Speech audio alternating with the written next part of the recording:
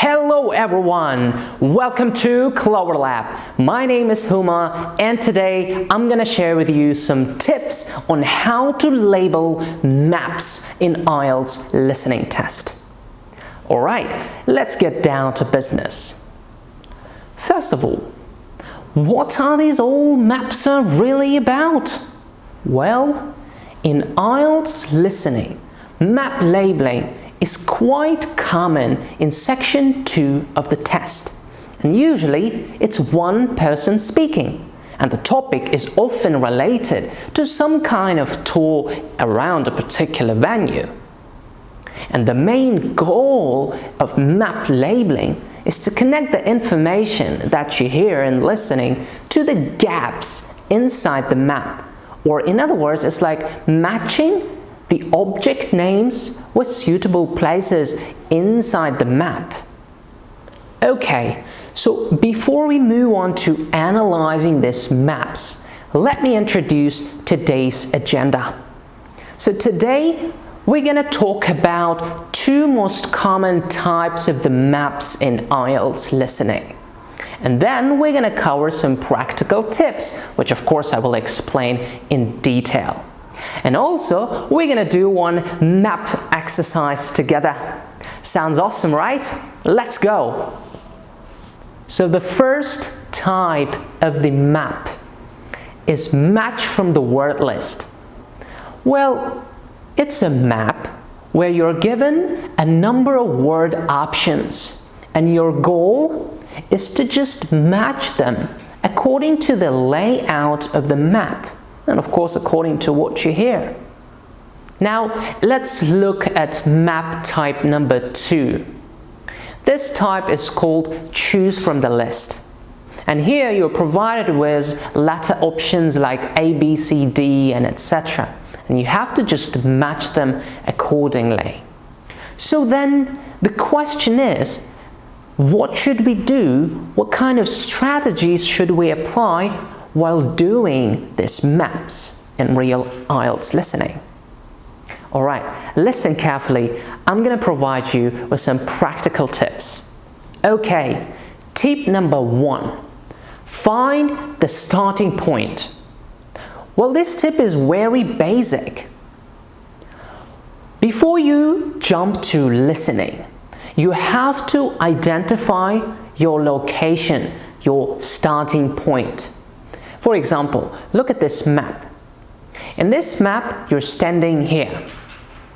And if you identify that place, it's going to be easier for you to navigate around the map.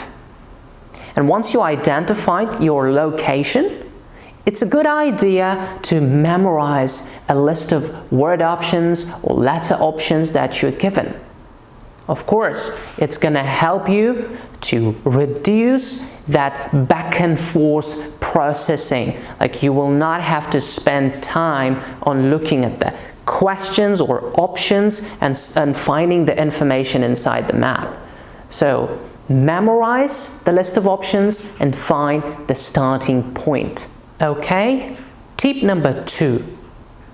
Questions come in order. I guess most of you are already familiar with this tip, but anyways. While you're solving map type of questions, it's very important to focus on question numbers, not letters. For example, if you're given like A, B, C, D, and etc. option, then don't assume that letter A is going to be the correct answer for your first question. No, quite the opposite. The letter A could be the correct answer for the question 7 or question 8. So follow the question numbers, not letters. Alright, tip number 3, elimination. Please eliminate already chosen answers, because this is going to help you to reduce distractions while solving questions. Alright?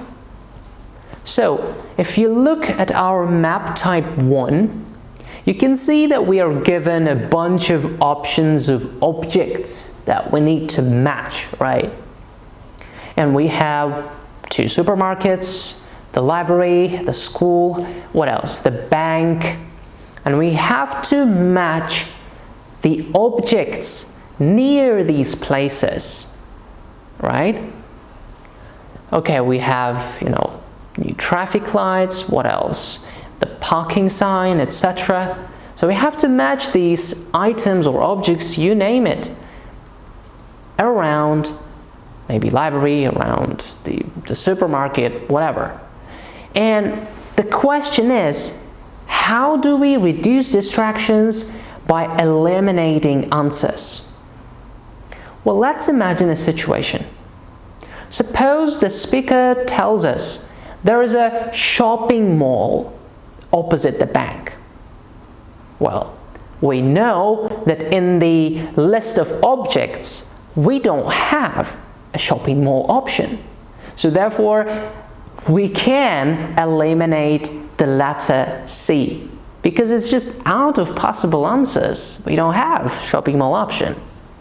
Similarly, if you look at our map type 2, you can see that we are given again a number of choices like manager's room, the parking area, and we have to match these word options with questions 1, 2, 3, 4.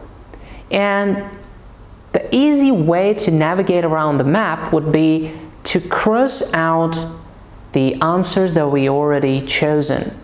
For instance, let's say the parking area is here, so we can cross out the parking area. This small tip will help you to reduce distractions and of course help you to stay focused on the options available. Okay, now let's do one exercise together. Okay guys, so have a look at the sample map type 1 and use aforementioned tips. So we can see that this map is going to be about proposed traffic changes in Granford. Well, let's say Granford is a small town or a small area, so we have to choose a letter for the appropriate place or object. And we have following objects or items, you name it. Okay? Now you have 30 seconds. Please pause the video and look through the questions from 1 to 5. Okay guys, I will try to help you to interpret the context along the way. Let's begin. Okay, so this slide shows a map of the central area of Granford with the High Street in the middle and School Road on the right.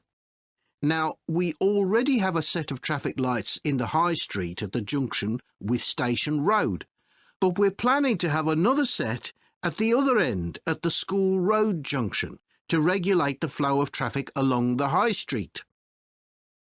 So guys, have you been able to find the starting point and the right answer?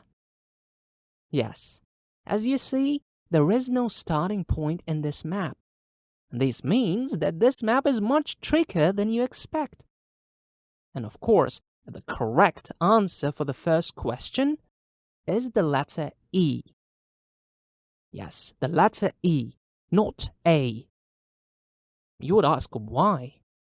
Well, because the speaker says, if you look at the screen, now we already have a set of traffic lights in the High Street at the junction with Station Road. But we are planning to have another set at the end of the School Road junction to regulate the flow of traffic along the High Street. So the reason why we are choosing E is that speaker talks about plans, which usually means that the plan is indeed something new. So in this case, we have new traffic lights at the other end of the School Road junction. We are not choosing A because we already have traffic lights near the Station Road. Okay, I hope you got it. What's next? We've decided we definitely need a pedestrian crossing. We considered putting this on School Road just outside the school, but in the end we decided that could lead to a lot of traffic congestion. So we decided to locate it on the High Street, crossing the road in front of the supermarket. That's a very busy area, so it should help things there. So, the correct answer for a second question here is D. Because, well, look at the screen. The speaker said, we decided to locate it on the high street, crossing the road in front of the supermarket. So, the key words here are in front of the supermarket on the high street. Okay, let's continue with question 3. We're proposing some changes to parking. At present, parking isn't allowed on the high street outside the library, but we're going to change that and allow parking there, but not at the other end of the high street near School Road. Well, the appropriate answer for question 3 is B. Well, because the speaker says, at present, parking is not allowed on the high street outside the library, but we are going to change that and allow parking there, but not at the other end of the high street near School Road. So in this question, we can notice that parking is not allowed near the library here. But as the speaker says, they're going to change that and allow parking there. So that means the answer is B, and it's correct. Okay, next question is number 4. There'll be a new no parking sign on School Road just by the entrance to the school, forbidding parking for 25 metres. This should improve visibility for drivers and pedestrians, especially on the bend just to the north of the school. All right, so the answer for question number 4 is G. Well, the speaker says there'll be a new no parking sign on School Road just by the entrance to the school. Okay, you know, guys, this one is easier because you have to find where the school is, and the sign is near the entrance, right? So the school is here, and the sign is just there. So the letter G is correct. Next is the 5th question.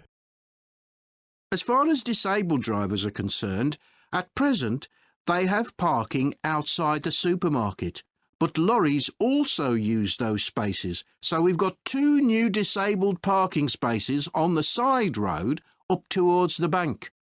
It's not ideal, but probably better than the present arrangement. Okay. The answer for the 5th question is the letter C.